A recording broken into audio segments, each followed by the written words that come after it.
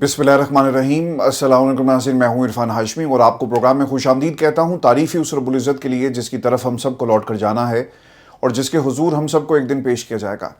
दोस्तों, आज 2 दिसंबर है, दिन है मंगल का, और आज की हमारी ये पहली वीडियो है। दोस्तों, पाकिस्तान में सब अच्छा नहीं है।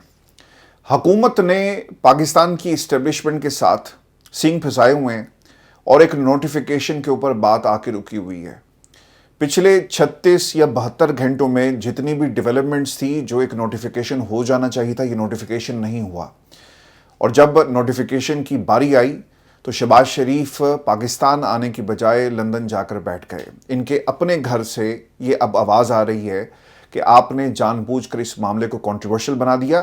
पिछले 3 सालों से जनरल आसिम मुनीर, जो फील्ड मार्शल हैं इस वक्त, उनके साथ एक बेहतरीन पार्टनरशिप पाकिस्तान की मौजूदा हुकूमत की चल रही थी, मगर बाऊजी के एक बयान के बाद और फिर इस एक्सटेंशन इसे कहें, एक तरमीम कहें, इसे आप जो मर्जी नाम दें, एक नोटिफिकेशन होना है, लेकिन ये नोटिफिकेशन बाकायदा प्लानिंग के तहत ये नहीं किया गया। अब हुकूमत कहती है कि ऐसा कुछ नहीं है, ये सिर्फ सोशल मीडिया की खबर है। पाकिस्तान के तमाम अखबारात, हाउस ऑफ शरीफ के अपने घर से जो इनके अपने ख़ास सहाफ़ी हैं, वो भी अब अपनी हुकूमत को, यानी अपने प्यार करने वालों को, शक की निगाह से देख रहे हैं। दोस्तों, सब अच्छा नहीं है। शहबाज शरीफ साहब रात लंदन से पाकिस्तान पहुंच चुके हैं। पहले बहरीन गए, बहरीन के बाद लंदन आ गए, यहाँ पे क़याम किया और उस क़याम को इन्होंने बढ़ा दिया। और इस नोटिफिकेशन के तनाजुर में आपने इस क़याम को देखना है। आपका इलाज होना था ना, या आपको टेस्ट होने थे 1 दिन 2 दिन, लेकिन 3 दिन आप यहाँ पे रहे और उसके बाद आप पाकिस्तान चले गए। और फिर पाकिस्तान उन्होंने इस्लामाबाद लैंड करना था, लेकिन खबर ये आ रही है कि वो इस्लामाबाद लैंड नहीं किए, बल्कि सीधा वो लाहौर लैंड किए। और लैंड करने से कुछ ही देर पहले उनकी सिक्योरिटी अरेंजमेंट्स की गई और उन्हें जाती उम्रा, ऐसी खबरें लाहौर से आ रही हैं कि उन्होंने अपने भाई नवाज शरीफ साहब से मुलाकात की है और वहाँ पर कुछ अहम मुशावरत की है, और इस किस्म की खबरें वहाँ से आपको मिलेंगी। और फिर उसके बाद वो इस्लामाबाद जाएंगे। अब दोस्तों, जो सबसे बड़ा सवाल, यानी $1 मिलियन क्वेश्चन ये है कि क्या 1 पेज फट चुका है पाकिस्तान के अंदर? जब भी ये नवंबर आता है ना, ये मुल्की हालात के लिए कभी भी सही साबित नहीं हुआ। तब्दीली होती है या एक्सटेंशन मिलती है या फिर नए निज़ाम की बुनियाद रखी जाती है।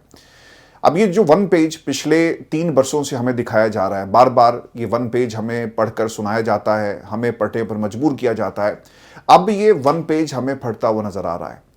इस हवाले से मुख्तलिफ क्यासराइयाँ जारी थी। हुकूमत अपना वाइस चीफ लगाना चाहती है, ये भी सबसे बड़ा सवाल है, और ये बाकायदा कुछ हल्कों ने इसको रिपोर्ट भी किया। कुछ तकनीकी मसाइल हैं और कुछ बिल पास होंगे और फिर नोटिफिकेशन होगा। दूसरी वजह ये बताई जाती है, और फिर ये भी कहा गया है क्योंकि ये ओहदा नया है इसलिए प्रोसेस फॉलो किया जा रहा है। लेकिन जब तरमीम और आर्मी एक्ट का गजट नोटिफिकेशन 1 घंटे में जारी हो सकता है, तो भाईजान नोटिफिकेशन आखिरकार क्यों जारी नहीं हो रहा? आप जितना मर्जी इसके ऊपर पर्दा डालें, खामोश करवाने की कोशिश करें, पाकिस्तान के मीडिया को बात करने की इजाज़त नहीं है। आप इस्टेब्लिशमेंट में सोर्सेज से बात करें तो वो ये कहते हैं कि जनाब ये सेंसिटिव मामला है, खामोश हो जाएं, इस पर आप बात नहीं कर सकते। अगर आप हुकूमत से बात करें तो वो ये कहते हैं कि आप जानबूझकर ये प्रोपेगेंडा कर रहे हैं। दोस्तों, ये भी खबर आई कि चूंकि इस्टेब्लिशमेंट को माशी तौर पर काफ़ी शिकायत है, तो वज़ीर ख़जाना मोहम्मद औरंगज़ेब की तब्दीली का भी फैसला हो चुका है। लेकिन इस सारी सूरत हाल में ये वाज़े चीज़ सामने आ चुकी है कि सब अच्छा नहीं है, और नोटिफिकेशन की ताख़ीर से इस्टेब्लिशमेंट और हुकूमत के दरमियान एक दरार आपको ज़रूर नज़र आएगी, और the damage has been done. हालांकि राना सनाउल्लाह साहब ये कह चुके कि Nawaz Sharif chief of defence forces, यानी जो नया ओहदा है, इसके नोटिफिकेशन में कोई रुकावट नहीं है। ये तासुर गलत है। नवाज शरीफ ने कभी भी CDF के बारे में इस किस्म के ख्याल का इजहार नहीं किया। आइन के बाद लॉ और लॉ के बाद फिर रूल्स फ्रेम होते हैं। ये सारी चीज़ें एहतियात से की जाने वाली हैं।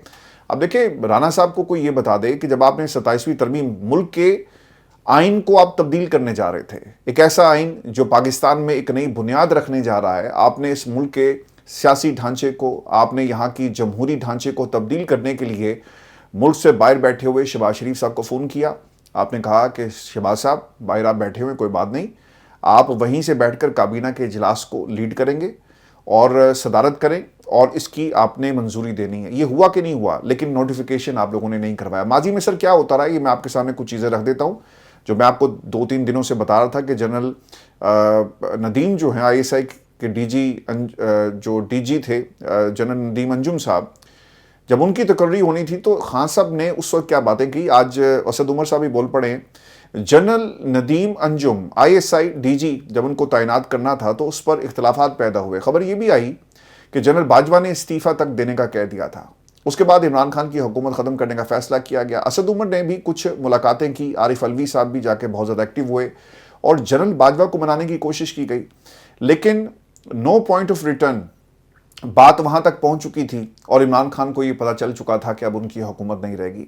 असद उमर साहब ने इस हवाले से ये कहा, एक और उनकी वीडियो में आज देख रहा था जो मैं आपको 2-3 दिनों से बता रहा हूं कि उस वक्त की बात है जब वज़ीर आज़म और आर्मी चीफ के दरमियान DG ISI की तकर्री के मामले पर अवामी इख्तलाफ पैदा हुआ और वज़ीर आज़म से मुलाकात के बाद शाह महमूद कुरैशी और एक साथ वो चल रहे थे तो मामला बज़ाहिर हल हो चुका था, मगर शाह जी ने मुझसे कहा कि असद जी दरार तो पड़ गई ना, पता नहीं क्यों आज ये बात हमें दोबारा याद आ गई। तो असद उमर साहब ने ये बात दोबारा से कही है। दोस्तों, मुल्क के अंदर जहाँ पे 27वीं तरमीम और 28वीं तरमीम की कुछ लोग बात कर रहे थे, लेकिन 27वीं तरमीम के बाद जो नोटिफिकेशन होना था वो नोटिफिकेशन अभी तक नहीं हुआ। मेरे सोर्सेस या जिन लोगों से मेरी बात हो रही है वहाँ पर ये तासुर पाया जाता है कि पाकिस्तान में बाऊजी, नून लीग और पाकिस्तान पीपल्स पार्टी अब इस बात को कैलकुलेट कर रहे हैं, एस्टिमेट लगाया जा रहा है कि हमने पाकिस्तान की इस्टेब्लिशमेंट के साथ किस तरह चलना है और क्या हम ग़ुलाम बन के रहेंगे और क्या ग़ुलाम इब्ने ग़ुलाम की रिवायत को दोहराया जाएगा। और ग़ुलाम आप किसके हैं? पाकिस्तान की इस्टेब्लिशमेंट के। और इस नए निज़ाम में या फिर इस नई इब्तिदा में आपके लिए क्या रखा जाएगा, आपके लिए कौन सी नई डील होगी और कौन से वादे आप दोबारा पाकिस्तान की इस्टेब्लिशमेंट के साथ करेंगे और वो आपको क्या एश्योरिटीज़ देंगे। दोस्तों, आपको ये खबर दें कि मुल्क भर में दफ़ा 144 लगा दी गई है। आज इमरान खान से वकला और उनके ख़ानदान की मुलाकात का दिन है। इमरान खान की तीनों बहनें मुलाकात के लिए आज अडयाला जेल पहुंचेंगी और लीडरशिप भी पहुंचेगी। इसके साथ साथ बैरिस्टर गोहर हैं, सलमान अकम राजा हैं, बैरिस्टर सलमान सफदर, 6 वकला हैं जी जिनके नाम अडयाला जेल के सुपरिटेंडेंट को भिजवाए गए। लेकिन अडयाला जेल का सुपरिटेंडेंट कहेगा कि जनाब मेरे दरवाजे पर कोई आया नहीं तो मैं इनकी मुलाकात कैसे करवा दूँ। और फिर बताया भी जाता है कि भारी नफरी को इस्लामाबाद में जगह जगह तैनात किया गया। तमाम हसास बिल्डिंग्स के बाहर तैनाती है। अडयाला जेल के को जितने भी रास्ते जाते हैं वहाँ पर भी पुलिस की भारी नफरी को तैनात कर दिया गया। अब से कुछ ही देर पहले मेरी इस्लामाबाद में बात हुई तो वो दोस्त बता रहे थे कि अडयाला जेल को जो रास्ते जाते हैं वहाँ पे आपको जगह जगह रुकावटें नज़र आ रही हैं और पुलिस की भारी नफरी को एक रात पहले ही तैनात कर दिया गया था।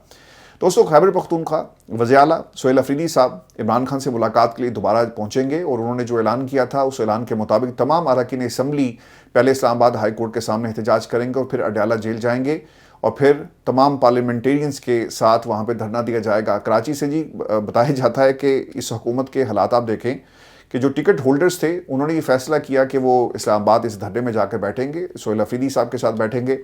लेकिन पता ही चला जी कि जो निजी एयरलाइन है एयर ब्लू कार्बन पाकिस्तान में, उसकी फ़्लाइट को जिसमें ये तमाम लोग जा रहे थे उसको इन्होंने कैंसिल कर दिया। डिले की खबर आ रही है और 8 बजे रात को ये फ़्लाइट स्केड्यूल थी, लेकिन बताया जाता है कि कई घंटे गुजरने के बावजूद इस फ्लाइट को टेक ऑफ नहीं होने दिया गया। अब इतलात ये आ रही हैं कि कल मुलाकात जो है वो नहीं करवाई जाएगी चूँकि इस्लामाबाद और रावलपिंडी में दफ़ा 144 नाफिज कर दी गई है और इस्लामाबाद में दफ़ा 144 का नफाज है और दफ़ा 144 के तहत किसी भी किस्म के एहतजाज या जलसे जुलूस की इजाज़त जो वो नहीं दी जाएगी।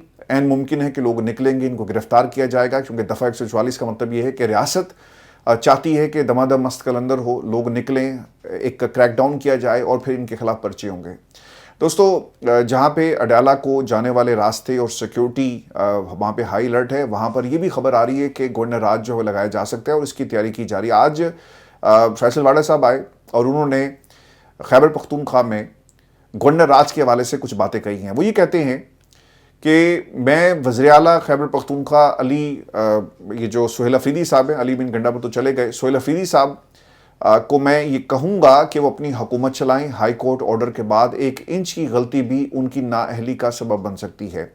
हम नहीं चाहते कि खैबर पख्तूनख्वा में गवर्नर राज लगे। अगर आपने गुंडागर्दी करनी है तो फिर हमारे पास कोई और ऑप्शन नहीं बचेगा। अब ये जो इस हाई कोर्ट का ऑर्डर, ये कौन सा ऑर्डर है मैं आपको बता देता हूँ।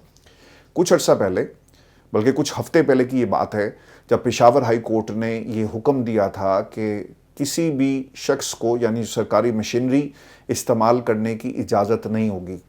अब पेशावर हाई कोर्ट हो, बलूचिस्तान का कोई आपका जज हो, सिंध का कोई जज हो, लाहौर का जज हो, ان تمام ہائی کورٹس کے ججز کو یہ پتہ چل گیا ہے کہ اگر آپ نے نوکری کرنی ہے تو بھائی پھر آپ کو ایگزیکٹو کی طرف دیکھنا پڑے گا اور ان کے مرضی کے مطابق فیصلے کرنے پڑیں گے. اگر آپ نے نہیں کیے تو آپ کو ہٹا دیا جائے گا, ریفرنس آ جائے گا, اور یہ نظام آپ کے سٹینڈ سے زیادہ جو آپ اس نظام کے خلاف لیں گے وہ زیادہ تگڑے ہیں, اور وہ آپ کی ڈگری کو جعلی بھی کر سکتے ہیں اور آپ کے خلاف مقدمات بھی بن سکتے ہیں. تو انہوں نے کہا کہ یار بہتر ہے کہ آرام سے نوکری کرو, اور یہ فیصلہ پھر دیا گیا. دوستو گورنر راج کا طریقہ کار کیا ہے؟ کچھ سوالات آپ دوستوں کے تھے, وہ میں آپ کے ساتھ شیئر کرتا ہوں, اور ان کا جواب, اور پھر گورنر راج کے حوالے سے آرٹیکل پاکستان کا کانسٹیٹیوشن کیا کہتا ہے, طریقہ کار کیا. آرٹیکل 32, 33 اور پھر 34 میں گورنر راج کے حوالے سے وضاحت کی گئی ہے. گورنر راج کے دوران بنیادی انسانی حقوق بھی معطل کیے جاتے ہیں, اور صوبائی اسمبلی کے اختیارات قومی اسمبلی اور سینٹ کو دے دیے جاتے ہیں. 18ویں ترمیم کے تحت گورنر راج کے نفاذ کو صوبائی اسمبلی کی منظوری سے مشروط کر دیا گیا تھا. یہ 18ویں ترمیم میں تمام باتیں ہوئیں, لیکن آئین کی شق 232 کے مطابق اگر ملک کی سلامتی اگر جنگ یا کسی اندرونی یا بیرونی خدشے کے پیش نظر خطرے میں ہو اور اس کا سامنا صوبائی حکومت نہ کر سکتی ہو تو صدر مملکت ایمرجنسی نافذ کر کے گورنر راج لگا سکتے ہیں. اب اس کا ایک ٹائم فریم ہے, 2 ماہ کے لیے, 3 ماہ کے لیے, 6 ماہ کے لیے, اور پھر آپ کو بتانا پڑتا ہے کہ آپ کیوں لگا رہے ہیں. ٹھیک ہے, یہ بھی اس کے اندر بہت امپورٹنٹ نقطہ ہے کہ دونوں ہاؤسز کی جو مشترکہ آپ نے جو اجلاس بلایا ہوا ہے, عین ممکن ہے کہ اسی اجلاس کے اندر اس کی منظوری لے لی جائے. شرط یہ ہے کہ متعلقہ اسمبلی اس کی سادہ اکثریت سے قرارداد کے ذریعے منظوری دے. اگر متعلقہ اسمبلی سے منظوری نہ ملے تو پھر 10 دن کے اندر اس کی قومی اسمبلی اور سینٹ دونوں ایوانوں سے منظوری جو حاصل کرنا ضروری ہے. یہاں سے تو نہیں آپ کو ملے گی, لیکن دونوں ایوانوں سے, یعنی جوائنٹ سیشن جو ہے وہاں سے ہی حاصل کی جا سکتی ہے. اس میں گورنر راج, یعنی جس طرح کہ آج جوائنٹ سیشن ہو رہا ہے, اس میں گورنر راج کی منظوری کا باقاعدہ طور پہ قوی امکان ہے. چونکہ سہیل افریدی صاحب اڈالہ جیل ہوں گے, اور دوسری طرف کے پی کے میں آپ کے تمام اراکین اسمبلی جو ہیں وہ آپ کے ساتھ ہوں گے, تو عین ممکن ہے کہ یہاں پہ کریک ڈاؤن کیا جائے اور پیچھے صوبے کو ٹیک اوور کر لیں اور گورنر راج وہاں پہ لگا دیا جائے. وزیر قانون جی اعظم ندی طارق صاحب نے اس حوالے سے کہا کہ گورنر راج مارشل لا کی شکل نہیں ہے, یہ ایک آئینی عمل ہے. لیکن 2009 میں جب شہباز شریف کی نااہلی کے بعد پنجاب میں گورنر راج نافذ کیا گیا تو دوستو اس وقت کیا ہوا, نواز شریف نے صدر آصف زرداری کے بارے میں کہا تھا کہ ان کے پاس یونیورسٹی کی ڈگری تک نہیں ہے, اور سپریم کورٹ کے فیصلے سے چند ہفتے پہلے آصف زرداری نے اس وقت کے چیف جسٹس عبدالحمید ڈوگر سے ڈیل کی تھی تاکہ ان کی مرضی کے مطابق فیصلہ لیا جا سکے اور بدلے میں ان کی توسیع کی جائے. لیکن آج زرداری صاحب آپ کے یار ہیں, ان چوروں ڈاکوؤں سے آپ یاری کیوں کر رہے ہیں باؤ جی؟ فروری 2009 میں سپریم کورٹ کے ایک فیصلے کے ذریعے نواز شریف اور شہباز شریف دونوں بھائیوں کو نااہل کر دیا گیا, اور پھر پنجاب میں گورنر راج لگا کر سلمان تاثیر کو تمام فیصلوں کا اختیار سونپ دیا گیا. پاکستان تحریک انصاف سر اب کیا کرے گی؟ محمد مالک صاحب کے پاس شفیع جان صاحب بیٹھے ہوئے تھے, تو ان سے یہ بار بار سوال کیا جا رہا تھا. انہوں نے کہا جی لگائیں, آپ نے اگر گورنر راج لگانا ہے تو لگائیں, اپنا شوق پورا کریں. دیکھیں ایس ایچ او جو اس وقت کے پی کے حکومت اور جو افریدی صاحب ہیں ان کے کہنے پر چل رہا ہے, پھر وہ ان کے کہنے پر نہیں چلے گا, یہی پروٹوکول ان کے خلاف استعمال ہوگا. 32 کے قریب جی شفیع جان کے اوپر کیسز ہیں. پھر انہوں نے کہا جی کہ میں چیلنج کرتا ہوں, آپ لگا کے دکھائیں, چونکہ گورنر راج نہیں ہے کے پی کے اندر, وہاں پہ عمران خان کا راج ہے. پاکستان تحریک انصاف کی سر 3 دفعہ حکومت کے پی کے میں آئی, اور یہ اس بات کا منہ بولتا ثبوت ہے کہ پاکستان کی عوام کس کے ساتھ کھڑی ہے. پورے ملک کے اندر پاکستان تحریک انصاف کا ووٹ بینک ہے, کہیں زیادہ ہے, کہیں کم ہے, کہیں آپ کو پاکٹس میں, اور جہاں جہاں بھی پاکستان تحریک انصاف کا ووٹ بینک ہے اس کے اوپر باقاعدہ اسٹڈی کی گئی, اور ان علاقوں کو ڈیمارکیشن کے ذریعے توڑنے کی اب کوشش کی جائے گی یا پھر نئے صوبے بنا کر. یہ کام اس کے اوپر ہو رہا ہے. پاکستان تحریک انصاف اگر 3 دفعہ کے پی کے میں حکومت بناتی ہے تو سر بیڈ گورننس تو نہیں ہے. بیڈ گورننس تو وہاں پہ ہوگی جہاں پہ جن لوگوں کو حکومت نہیں ملی. پنجاب کے اندر یہ جو بیڈ گورننس کا نعرہ لگانے والے ہیں, ان کو یہاں پہ ماورائے عدالت قتل نظر نہیں آتے. پنجاب کے اندر ٹریفک قوانین کے نام پر جس طرح سے بچوں کا استحصال کیا جا رہا ہے یہ نظر نہیں آتا. آپ نے سموک مشینیں منگوا کر اور اپنی اشتہاری مہم چلائی, اشتہاری مہم کے اندر آپ کو گورننس نظر آتی ہے, لیکن گراؤنڈ کے اوپر آپ کو گورننس نظر نہیں آتی. سارا پیسہ یہ پاکستان میں پنجاب میں خاص طور پہ لاہور پہ لگا رہے ہیں. باقی پنجاب کے ساتھ ایک ستیلے پن کا ایک مظاہرہ کیا جا رہا ہے. اس کی وجہ کیا بن رہی ہے؟ چونکہ مریم نواز کو پتہ ہے کہ ہم نے ساری ترقی صرف مخصوص پاکٹس میں دکھانی ہے، اس کی اشتہاری مہم چلے گی اور ہم ڈھنڈورا پیٹیں گے کہ دیکھو ملک کے اندر ترقی ہو رہی ہے۔ اور اب تو خیر باہر کے لوگوں کو بھی آپ نے اپنی اس جو اشتہاری مہم ہے اس میں شامل کر لیا، اور لوگ یہ کہتے ہیں کہ جتنی ترقی آج پنجاب میں ہو رہی ہے اتنی ترقی ہم نے تاریخ میں ترکی میں بھی نہیں دیکھی۔ ایک صاحب آئے ہوئے ہیں، انہوں نے یہ بات کہی ہے مریم نواز کے حوالے سے۔ دوستو اس میں ایک اور چیز جو بہت ہی اہمیت کی حامل ہے، جو ان کے اوپر الزام ہے کہ افغانیوں کو باقاعدہ طور پہ پروٹیکٹ کیا جا رہا ہے کے پی کے اندر۔ حالانکہ شفیع جان صاحب نے جو پچھلے 2 دنوں سے وہ ایک مثال دے رہے ہیں، اور یہ جلال خان صاحب کی مثال ہے، جن کے بارے میں ان کا یہ دعویٰ ہے کہ یہ افغانی ہیں اور انہیں پاکستانی بنا کر فارم 47 کے اوپر الیکشن لڑوایا گیا اور پارلیمان میں بھیجا گیا۔ ان کا پاکستان سے کوئی تعلق نہیں ہے، اور انہوں نے باقاعدہ ایک ایف آئی آر کا بھی ذکر کیا جو وہ ٹیلی ویژن پہ دکھا بھی رہے ہیں۔ اب بیرسٹر عقیل صاحب کو جب یہ انفارمیشن پتہ چلی تو انہوں نے کہا جی کہ ہمیں آپ بتائیں، ہم وزیر داخلہ کے ساتھ یہ شیئر کریں گے، سب مل کر یہ کام کر رہے ہیں، آپ جتنی مرضی انفارمیشن شیئر کریں۔ یہ کیسے ممکن ہے کہ ایک شخص افغانی ہو، وہ پاکستان کی پارلیمان کا، پاکستان کی جمہوریت میں ایک الیکشن لڑتا ہے اور اسے فارم 47 کے ذریعے پارلیمان میں پہنچا دیا جائے؟ یہ ملی بھگت کے بغیر نہیں ہو سکتا۔ اب گورنر راج کیوں لگایا جائے گا؟ دیکھیں، یہ جو سب سے اہم سوال اس وقت بنا ہوا ہے، اور حکومت کیا اچیو کرنا چاہتی، خاص طور پہ پاکستان کی اسٹیبلشمنٹ، پاکستان کے حکومت اور ان کے اتحادیوں کو یہ بات تو سمجھ میں آ گئی کہ ہم عمران خان کا توڑ نہیں نکال سکے، تو ہمیں اب عمران خان کی جماعت کو بھی ختم کر دینا ہے۔ جس طرح پنجاب میں ہم نے ان کے جلسے جلوس پر پابندی لگا دی، خوف کا ماحول ہم نے بنایا ہوا ہے، سندھ کے اندر اجازت نہیں، بلوچستان میں خیر ویسے اجازت نہیں، ہم نے کے پی کے اندر یعنی جو ان کا ہوم گراؤنڈ ہے یہاں بھی گھس کے پاکستان تحریک انصاف کو ختم کرنا ہے۔ خیبر پختونخوا میں گورننس کے نام پر اب یہ تحریک انصاف کے خلاف کریک ڈاؤن کرنے جا رہے ہیں، اور ان کے ہوم گراؤنڈ کو بھی ہمیشہ کے لیے ختم کر دیا جائے گا۔ اور پھر جو پاکستان تحریک انصاف کے لوگوں کو ایک تحفظ ہے نا، جیسا عمر ایوب صاحب وہاں پہ بیٹھے ہیں اور بھی لوگ وہاں پر بیٹھے ہوئے ہیں، تو پھر ان کے خلاف کارروائی ہوگی، اور تحریک انصاف کا کے پی کے اندر بھی ایک زور توڑا جائے گا، یعنی وہ وفاق کی طرف آنے کی یا کسی لانگ مارچ کی کوئی بات نہیں کریں گے۔ تو یہ ایک پلاننگ کا حصہ ہے کہ گورنر راج لگا کر اگر 6 ماہ 2 سال 3 سال 4 سال بھی آپ کو یہ کرنا پڑے تو ہم یہ کام اسی طرح جاری رکھیں، اور یہی طریقہ ہے پاکستان تحریک انصاف کو کچلنے کا۔ دوستوں میں آپ کو یہ بھی خبر دوں کہ قاسم خان کا روئٹرز کو ایک انٹرویو، جس میں یقیناً ایک بیٹے کے کنسرنز ہیں اپنے والد کے حوالے سے، اور وہ پاکستان کی ریاست سے سوال کر رہا ہے کہ میرا باپ کہاں ہے، وہ کس حال میں ہے، اور اس وقت اس کو کس سچویشن کا سامنا کرنا پڑ رہا ہے ریاست کی طرف سے، وہ زندہ ہے، وہ ٹھیک ہے، وہ بیمار ہے، کوئی انفارمیشن جو ہے وہ بیٹوں کو نہیں مل رہی۔ دیکھیں اس سے بڑا ظلم اور کیا ہوگا؟ حکومت کہتی ہے کہ جناب سیاست کرتے ہیں، اب یہ بیٹا جو ہے وہ اپنے باپ کی صرف جاننا ہی چاہتا ہے کہ اس کی طبیعت کیسی ہے، اسے بات کرنا چاہتا ہے، لیکن ریاست سر اس کو اجازت نہیں دے رہی۔ رائٹرز کو انٹرویو میں عمران خان کے بیٹے نے کہا کہ 3 ہفتوں سے ان کی زندہ ہونے کا کوئی ثبوت نہیں ملا۔ بیٹوں کا دعویٰ ہے کہ حکام ان کی حالت کے بارے میں کوئی ناقابل واپسی بات چھپا رہے ہیں۔ عدالت کے حکم کے باوجود جیل ملاقاتیں مکمل طور پہ بند ہیں۔ خاندان کا اپنے والد سے کوئی براہ راست رابطہ ہے اور نہ کوئی مصدقہ معلومات۔